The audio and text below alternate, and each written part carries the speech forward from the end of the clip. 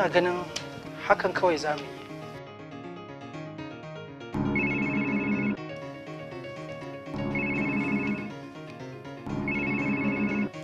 Hello, yaya. Kamun nan muna tare da Umma. Muna ma asibiti tuntuni sai su ma take. Inna lillahi wa inna ilaihi raji'un. Dan Allah ya yi kai sauri ka zo. To ina zuwa. Sai ka zo. Mahaifiyata ce ba lafiya. Yanzu haka tana asibiti. Ina ganin zan sake sa wani lokacin da za mu sake zama. Amin.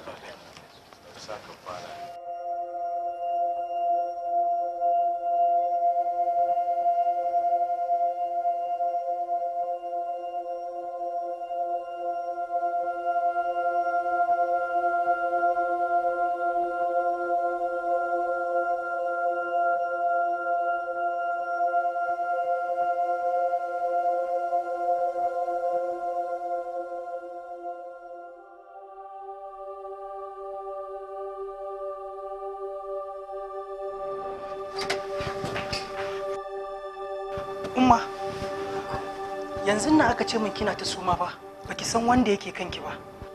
Haka ne zahiri. Dogon baccin da na yi mafarki da wata kuliya. Tana taimaka addu'a. Tana Allah ya kare ka daga sharrin masharanta da sharrin makiya. Tana maka addu'a Allah ya ba mahaifiyarka lafiya. Sai farka ne na ganna nan.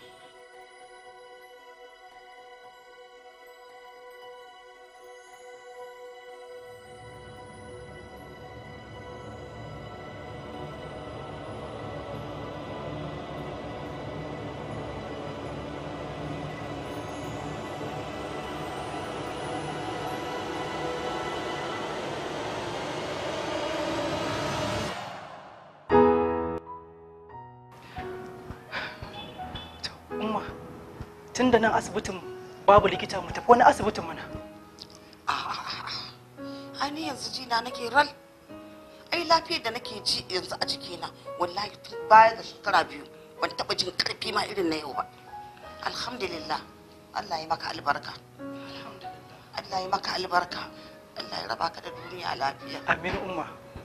Allah ya baki lafiya.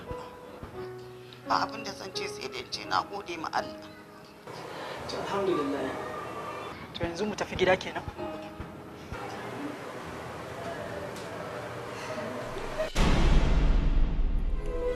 Mu kasance masu kyautatawa ga dukkan abin halitta domin alkhairi danƙo ne.